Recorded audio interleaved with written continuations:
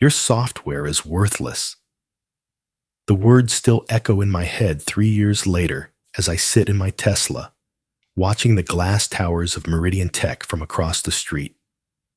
Funny thing is, their entire operation is running on my platform right now. Every transaction, every user login, every piece of data flowing through their systems. It's all built on code I wrote in my cramped home office after they kicked me out. They have no idea I'm the CEO of Harris Tech Solutions, their new software vendor. And in about 30 minutes, I'm walking into that building to reveal the truth. Have you ever wanted to prove your worth to people who completely underestimated you? Well, today's the day I find out what that actually feels like. Let me take you back to where this all started. 3 years ago, I was Kenneth Harris, senior developer at Meridian Tech. Not the Kenneth Harris who just closed a $12 million enterprise deal last month. Just Kenneth, the guy who stayed late, fixed everyone's bugs, and somehow remained invisible to management. I used to code until 3 in the morning, debugging critical systems that saved the company millions. I remember one particular night when our payment processor crashed during Black Friday weekend. While everyone else panicked, I spent 18 straight hours rebuilding the entire transaction pipeline from scratch. We didn't lose a single sale. When I finally got home that Sunday morning, my 8-year-old son Tyler was already awake, eating cereal in his pajamas. He looked up at me with those big brown eyes and asked, "Daddy, did you sleep at work again?" "Just for a little while, buddy. Daddy had to fix something really important." My wife, Sarah, appeared in the doorway, still in her robe, holding her coffee mug like a shield. "Ken, Tyler had his school play on Friday. He kept looking for you in the audience." The guilt hit harder than any code crash ever could. "I'm sorry. I'll make it up to him. The company needed me to." "The company always needs you, Ken. But your son needed you too." I'd built this internal productivity tool that increased our development speed by 300%. The whole engineering team loved it. It automated code reviews, caught bugs before deployment, and streamlined our entire workflow. I was proud of that tool. Probably the best thing I'd ever created. Here's something I never told anyone. I always kept backups of my personal projects. Call it paranoia, but I'd learned early in my career to protect my work. Every line of code, every algorithm, every innovative solution, I had it all stored safely on my personal servers. My relationship with the team was solid. Developers respected me. Junior engineers came to me for guidance, and I genuinely enjoyed mentoring people.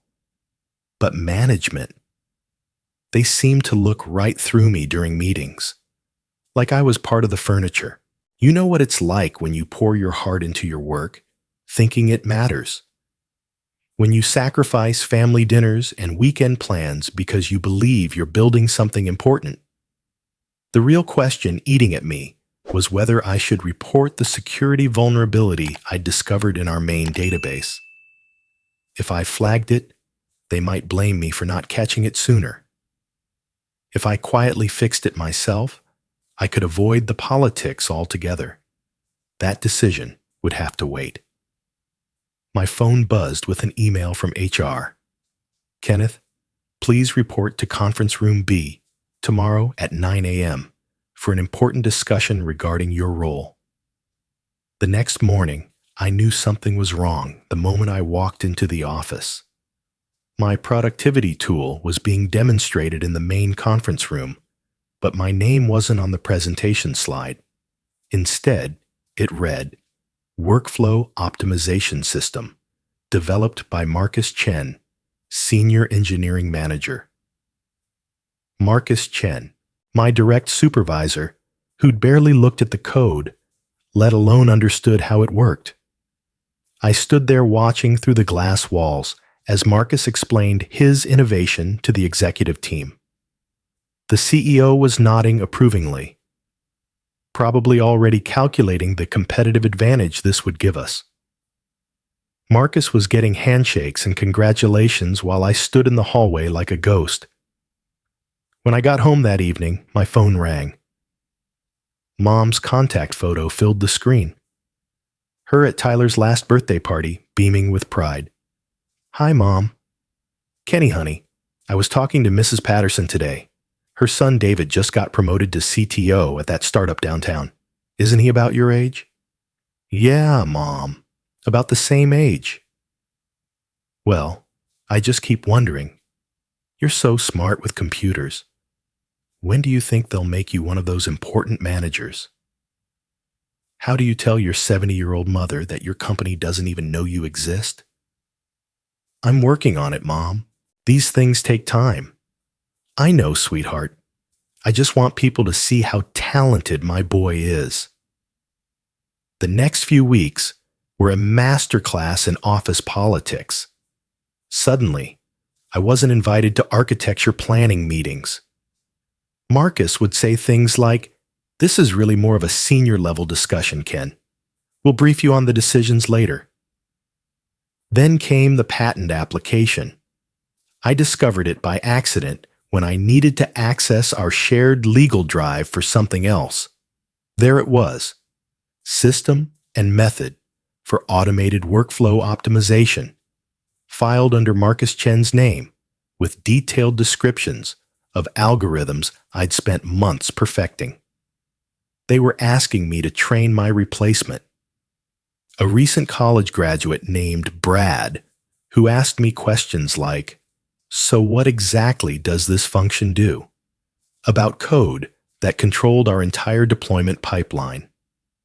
The irony wasn't lost on me. The same people who ignored my contributions were now desperate to extract every piece of knowledge from my brain before they pushed me out.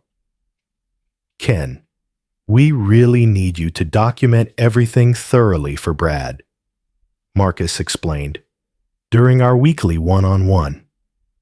"We want to make sure there's proper knowledge transfer." "Knowledge transfer? For what?" "Oh, just general best practices. You know how important documentation is." My colleagues started treating me differently too. People who used to grab coffee with me suddenly seemed busy whenever I approached. It's amazing how quickly workplace friendships evaporate when people think you might be carrying some kind of professional plague. The worst part was going home each day and pretending everything was fine. Tyler would run up to me with his homework or a drawing he'd made, and I'd have to push down this growing sense of dread to focus on being his dad. One evening, he asked, "Daddy, why do you look sad all the time now? How do you explain office politics to an 8-year-old? Daddy's just working through some complicated stuff at work, buddy. But don't worry about it, okay? Ever feel like you're just a chess piece being moved around by people who don't even know your name? Like all your effort and expertise mean nothing compared to whoever has the right connections or plays the political game better."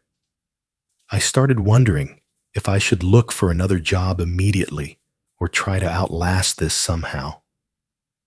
Maybe if I kept my head down and continued delivering results, they'd remember why they hired me in the first place. But then I overheard something that changed everything. I was working late again, and Marcus was on a phone call in his office, not realizing his door wasn't completely closed. "Kenneth's code is getting messy, and frankly, we need fresh perspectives. The guy's been here too long. He's stuck in old patterns. We need to start phasing out some of these legacy developers who can't adapt to modern practices." Legacy developer. That's what I'd become. Not Kenneth Harris, the guy who'd single-handedly prevented 3 major system failures this year. just legacy code that needed to be refactored. That night, I made a decision that would change everything. I started building something they'd never see coming. The truth is, they had no idea what was about to hit them. While they were planning my exit strategy, I was creating their dependency nightmare. Every critical system they relied on, every process that kept their business running, it was all built on foundations only I truly understood. But Marcus was right about one thing. I was stuck in old patterns. The pattern of being loyal to people who didn't value loyalty. The pattern of giving credit to teams that didn't share credit back. The pattern of believing that good work would eventually be recognized. It was time to break those patterns. 3 months later, I was sitting in conference room B again. But this time, the atmosphere was different. Marcus was there, along with the VP of Engineering and someone from HR I'd never met before. Kenneth, we appreciate everything you've contributed to Meridian Tech, the VP began, reading from what was obviously a prepared script. However, we've decided to take our technology stack in a different direction. Your software architecture is worthless for where we're heading as a company. Worthless. That word hit like a physical blow.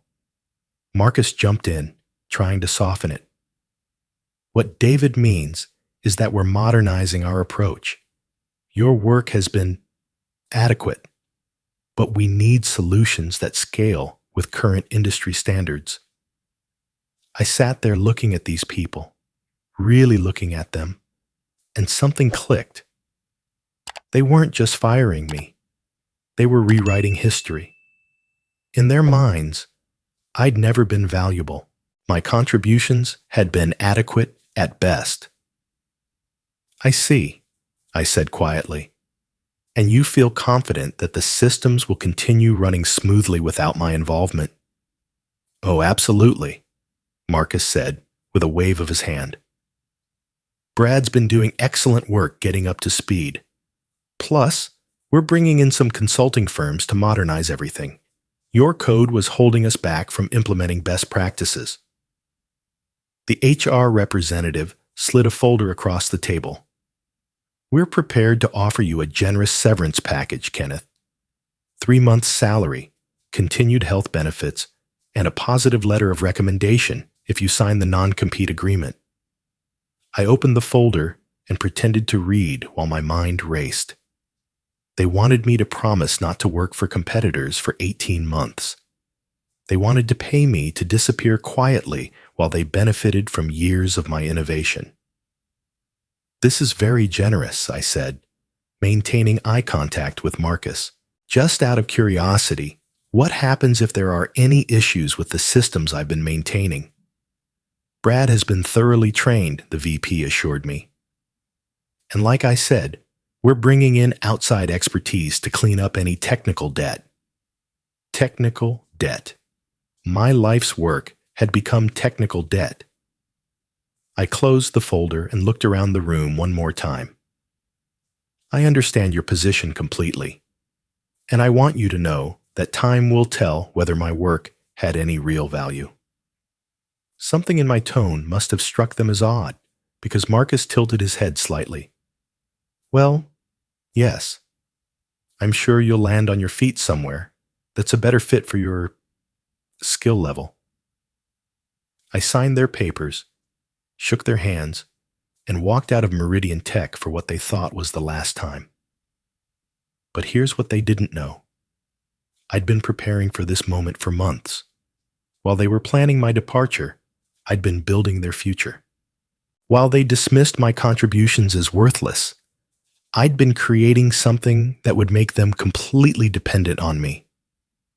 The next morning, I incorporated Harris Tech Solutions from my kitchen table. My first product, an enhanced, modernized version of that worthless software they'd just thrown away. Within 6 months, I had 3 enterprise clients. Within a year, I was competing directly with solutions from companies 10 times my size. And within 18 months, Meridian Tech's biggest client was looking for exactly the kind of system I'd been developing. They just didn't know I was the one offering it. The beautiful irony is that Marcus was right about needing to modernize.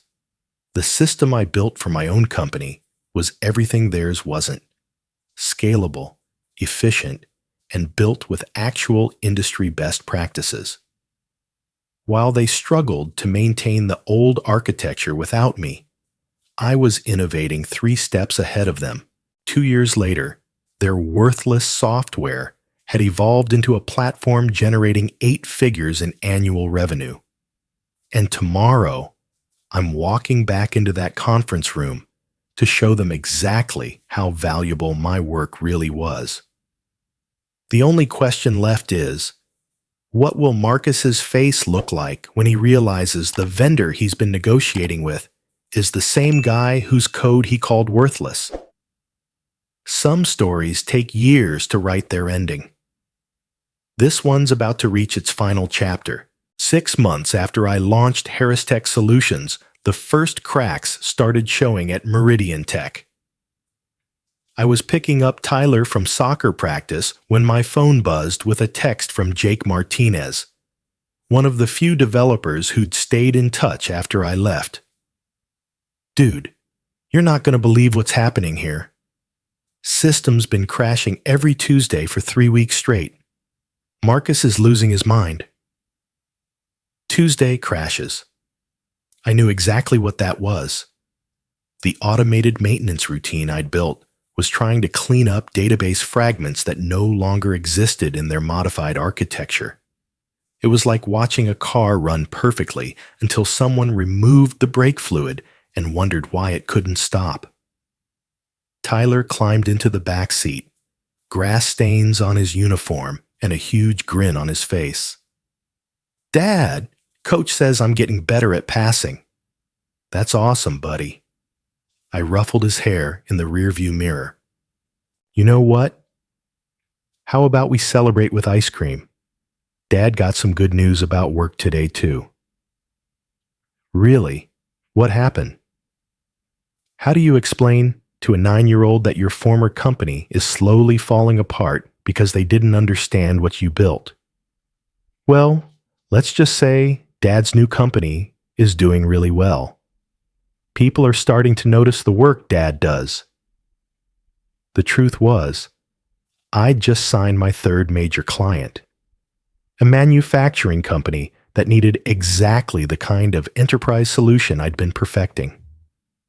The irony wasn't lost on me that they were paying me more for 3 months of work than Meridian had paid me in 2 years. Sarah noticed the change in my mood immediately when we got home. "You look different," she said, studying my face while Tyler ran upstairs to shower. "Happier, like the old Kenneth is coming back." "I think he is," I said, pulling her close. "Sarah, I need to tell you something. The company that fired me, they're starting to have serious problems with their systems." Her expression shifted to concern. "You're not doing anything to cause that, are you?" "No, absolutely not. I would never sabotage anyone. But they made modifications to systems they didn't fully understand. And now those systems are breaking down naturally. It's like, imagine if someone took apart a Swiss watch and tried to put it back together without understanding how all the pieces worked. And you do understand how the pieces work. I built the watch. What I didn't mention was the phone call I'd received that afternoon. Marcus himself had called, asking if I'd be available for some short-term consulting work to help with a few technical challenges. The desperation in his voice was almost pitiful. I'd politely declined, citing conflicts with my current client commitments, which was true. I was too busy building the future to fix their past. 3 weeks later, Jake sent me a screenshot of an internal email that made my coffee go cold. All hands meeting today at 4 p.m. CEO David Brennan will address recent service disruptions and our path forward. Attendance mandatory. The next text came an hour later. Ken, it's bad. Really bad. Brennan just announced they're hiring emergency consultants at $500 an hour to fix critical infrastructure issues. Stock dropped 8% this morning. I leaned back in my desk chair, looking out the window of my new office. I'd rented a small space downtown. Nothing fancy, but it was mine. On my wall hung Tyler's latest drawing, a stick figure man in a suit standing next to a computer with "My Dad the Boss" written in crayon across the top. Emergency consultants at $500 an hour. I'd been making $67,000 a year when they called my work worthless. The phone rang. Sarah's ringtone. "Hey babe, I'm making Tyler's favorite tonight, spaghetti and meatballs. And will you be home for dinner?" Absolutely. I wouldn't miss it. Good, because he's been asking when you're going to teach him about computers. He told his teacher that his dad builds systems that help companies work better. I felt that familiar warmth spread through my chest. He said that? Kenneth, he's so proud of you. We both are. For the first time in years, I left the office at exactly 5:30. No emergency calls, no systems on fire, no guilt about leaving work undone. My software was running perfectly across multiple companies, generating revenue while I ate dinner with my family. That evening, Tyler helped me clean up the kitchen, while Sarah graded papers at the dining room table. "Dad, can I ask you something?" "Of course, buddy." "Remember when you used to be sad all the time? Like when you'd come home and you'd do that thing where you'd sit on the couch and just stare at nothing? Kids notice everything." "Yeah, I remember that." "You say, well, you don't do that anymore. And Mom doesn't look worried about you anymore either." Out of the mouths of babes. You're right. Dad was going through a tough time at his old job. But sometimes when things seem really bad, they're actually just getting ready to get really good. Like when you have to lose a tooth before the new one grows in? Exactly like that. The system failures at Meridian escalated over the next month. According to Jake's updates, they'd lost 2 major clients due to service interruptions. The consulting firms they'd hired had identified the problems but couldn't fix them without completely rebuilding core systems, at a cost of over $2 million. Meanwhile, Harris Tech Solutions had just landed our biggest contract yet. Meridian's largest client, Pinnacle Industries, had grown frustrated with the constant downtime and reached out to competitors for enterprise software solutions. When they contacted us, I almost laughed out loud. The presentation to Pinnacle went perfectly. Their CTO, Maria Santos, was exactly the kind of technical leader I'd always wished I'd worked for. Someone who understood both the business value and the engineering complexity of enterprise systems. "Kenneth, this is impressive work," she said, scrolling through our demo environment. "The scalability metrics are exactly what we need, and the security architecture is bulletproof. How long would implementation take?" For an organization your size, we're looking at approximately 6 months for full deployment, with core systems operational within 12 weeks. And ongoing support? 24/7 monitoring, guaranteed 99.9% uptime, with dedicated engineering support. Your success is our success. She shook my hand with the kind of firm grip that meant business. Let's do it. When I walked out of Pinnacle's headquarters with a signed contract worth $8.2 million over 3 years, I sat in my car for 5 minutes just processing what had happened. 3 years ago, Marcus had told me my software was worthless. Today, that same software, evolved and improved, had just generated more revenue than I'd made in my entire previous career. The phone call came 2 days later. Kenneth, this is David Brennan from Meridian Tech. I was wondering if we could schedule a meeting to discuss a potential partnership opportunity. David Brennan, the CEO who'd signed off on my termination. Mr. Brennan, I appreciate you reaching out. What kind of partnership did you have in mind? Well, we're currently evaluating enterprise software solutions, and your company has come highly recommended. I understand you have experience with systems similar to what we're currently running. Similar to what they were currently running. That was one way to put it. I'd be happy to schedule a presentation, though I should mention that our calendar is quite full. We've had significant demand for our platform recently. Of course. We're prepared to fast-track this evaluation. Would next Wednesday work for you? Next Wednesday. 3 years and 2 weeks since they'd called my work worthless. Let me check my schedule and get back to you. That evening, Tyler was working on a school project about careers when he looked up from his laptop. Dad, what exactly do you do at work? I build software that helps companies manage their operations more efficiently. Like, you help them work better. Exactly. And people pay you for that? They do. He nodded seriously, as if this made perfect sense. That's cool. So you're like a problem solver? I guess I am. Mom says you're going to a big meeting next week with people from your old job. Sarah looked up from her book, eyebrows raised. I may have mentioned it. Yeah, I said carefully. Some people I used to work with want to learn about what I'm building now. Are you nervous? Was I nervous? 3 years ago, I would have been terrified. But now? No, buddy, I'm not nervous. I'm ready. Wednesday morning arrived crisp and clear. I put on my best suit, the one Sarah had bought me for our anniversary last year, and drove through downtown toward the Meridian Tech building. As I pulled into the visitor parking spot, I could see my old office window on the 7th floor. The same window I'd stared out of during countless late nights, wondering if anyone would ever recognize the value of what I was building.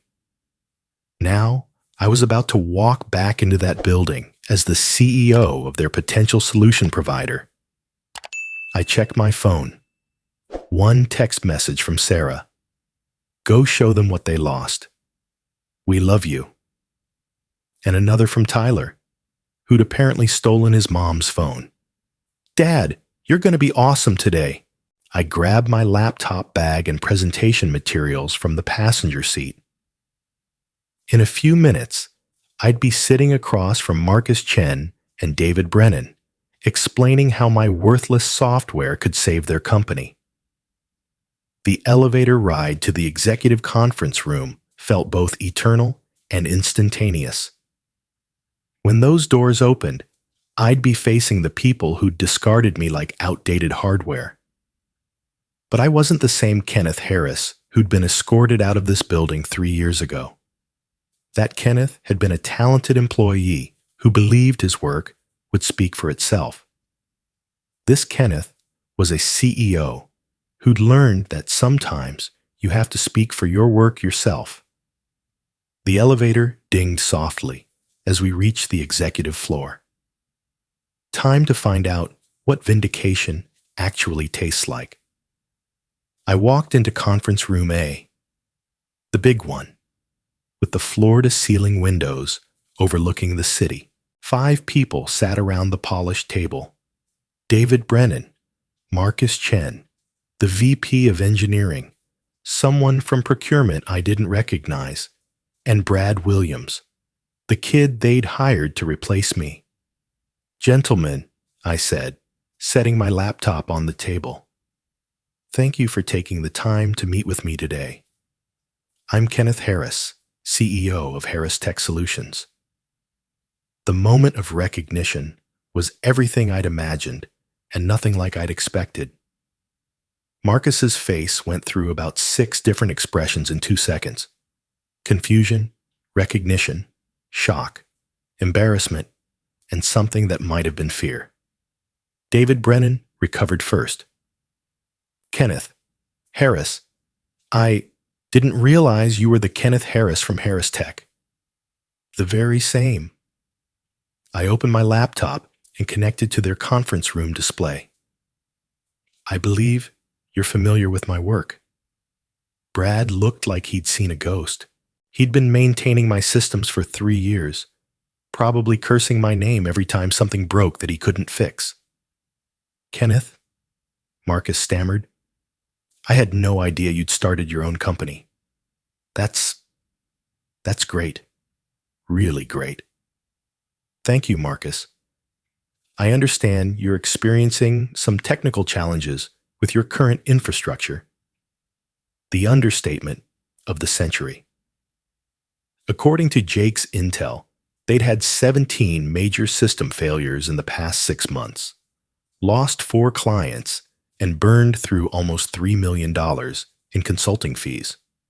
Well, yes, we've had some growing pains with our technology stack, David said carefully. We're looking for a more robust, scalable solution.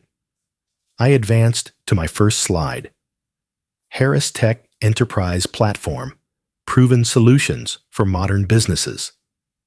What you're looking at is a comprehensive enterprise management system that handles everything from user authentication to data processing to automated workflows. It's currently serving clients across multiple industries with a collective user base of over 200,000 daily active users. I watched their faces as the implications sank in. They were looking at an evolved version of the system they'd been struggling to maintain for 3 years. The architecture is built on modern microservices principles, with full containerization, automated scaling, and comprehensive monitoring. Our uptime guarantee is 99.9%, with an average response time under 50 milliseconds. Marcus leaned forward, studying the technical specifications. This looks familiar somehow. It should. The core concepts are similar to systems you've worked with before, but rebuilt from the ground up using current best practices and technologies. I clicked to the next slide. Implementation timeline and support structure. For an organization of your size, we're looking at a 6-month full implementation, with core systems operational within 3 months. Our team provides 24/7 support with dedicated engineers assigned to each client. David was taking notes furiously. And the cost structure? Our enterprise package runs $2.4 million annually, which includes all software licenses, support, hosting, and continuous updates. No hidden fees, no surprise consulting charges. $2.4 million. Less than they'd spent on emergency consultants in the past year, and infinitely more reliable. Kenneth, David said slowly, how long have you been developing this platform? This was the moment I'd been waiting for. I started the foundational work about 6 years ago, when I was developing internal tools for process optimization and workflow management. Over the past 3 years, I've been able to focus exclusively on refining and scaling these concepts. 6 years ago, when I was sitting in this same building, creating solutions they'd later call worthless. The platform incorporates everything I learned about enterprise software during my previous career, combined with modern technologies and user experience principles that weren't available then. Marcus looked like he was doing math in his head, probably calculating how much money they'd lost by not recognizing what they'd had. I have to ask, Brad said quietly, Did you work on similar systems before starting your company? Yes, I did. In fact, I spent several years developing enterprise tools for a company not unlike this one. That experience taught me exactly what businesses need from their technology infrastructure and what they can't afford to lose. The room was dead silent except for the hum of the air conditioning. David cleared his throat. Kenneth, would you mind if we took a brief recess to discuss this internally? Of course, I'll step outside. I gathered my materials and walked into the hallway, pulling out my phone to text Sarah. Presentation going well. Their faces when they realized who I was. Priceless. Her response came immediately. I'm so proud of you. Tyler keeps asking when you're coming home with good news. Through the conference room windows, I could see them having what looked like a very intense discussion. Marcus was gesturing animatedly while David took notes. Brad kept shaking his head and pointing at something on his laptop. After 15 minutes, they called me back in. Kenneth, David began, we're very impressed with what you've built. Your platform clearly addresses the challenges we've been facing, and the implementation timeline works with our business needs. I'm glad to hear that. We do have one question, though. You mentioned that the core concepts are similar to systems we've worked with before. Could you elaborate on that? Here it was. Truth time. Certainly. The foundational architecture is based on the same principles I used when I developed the productivity optimization system, workflow automation tools, and database management protocols during my time at Meridian Tech.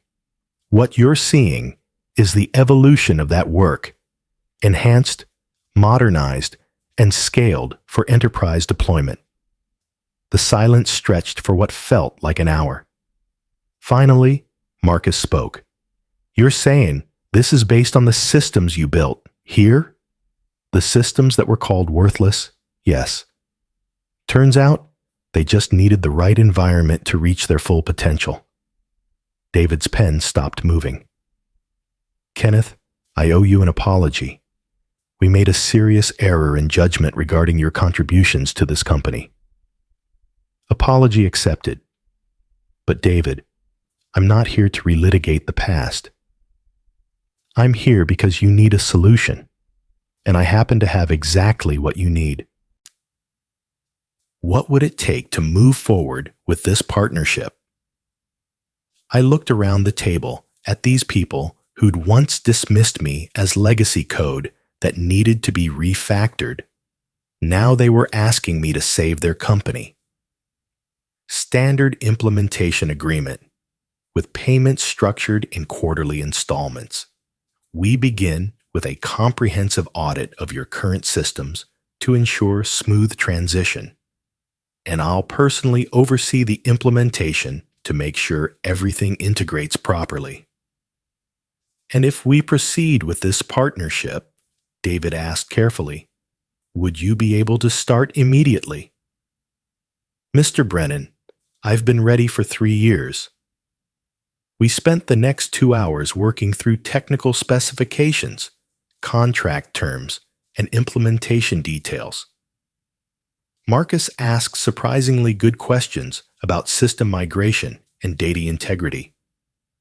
Brad took detailed notes about training requirements for their development team. As we wrapped up the meeting, David shook my hand with both of his. Kenneth, I want you to know that this company is much stronger with you as a partner than it ever was with you as an employee. I appreciate that, David, and I think you'll find that this partnership benefits everyone involved. Walking back to my car, I felt something I hadn't experienced in years. Complete professional satisfaction. Not the hollow victory I'd imagined, but the deep contentment that comes from proving your worth through excellence rather than revenge. I called Sarah from the parking lot. "How did it go?" she asked immediately. "They want to move forward with the full partnership, $8.2 million over 3 years." "Kenneth, that's incredible." "It gets better. They admitted they made a mistake letting me go, and they want me to personally oversee the implementation." "So you're going back?" "As their technology partner, as their equal, as someone they need and respect." "I'm so proud of you."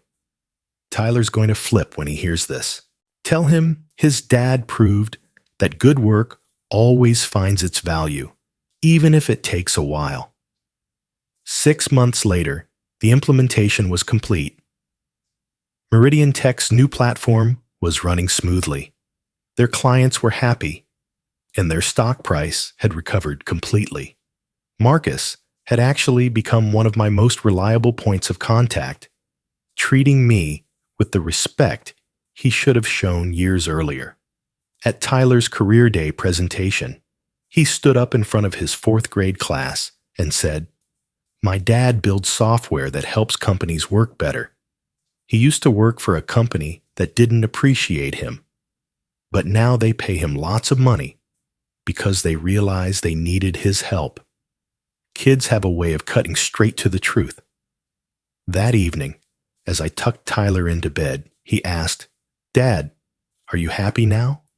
"Yeah, buddy, I really am." "Good, because when you're happy, Mom's happy, and when Mom's happy, she makes better cookies." I laughed and kissed his forehead. "That's very wise thinking." "Dad, can I tell you something?" "Always." "I was never sad when you got fired from that other job, because I knew you were too smart to stay sad forever. Sometimes the people who believe in you most are the ones who never doubted you in the first place." A year later, Harris Tech Solutions had 15 enterprise clients and 42 employees. We'd moved into a real office building, complete with a conference room where I held my own meetings and made my own decisions about technology direction. I kept the framed email from David Brennan on my desk. "Kenneth, your platform has transformed our operations in ways we never imagined possible. Thank you for giving us the opportunity to make this right." But my favorite piece of office decor was still Tyler's crayon drawing, now professionally framed, "My Dad the Boss." Because sometimes the best revenge isn't revenge at all. Sometimes it's just being undeniably, obviously, completely right about your own worth.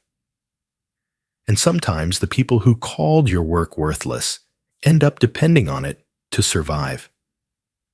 The difference is, now they pay me what it's actually worth.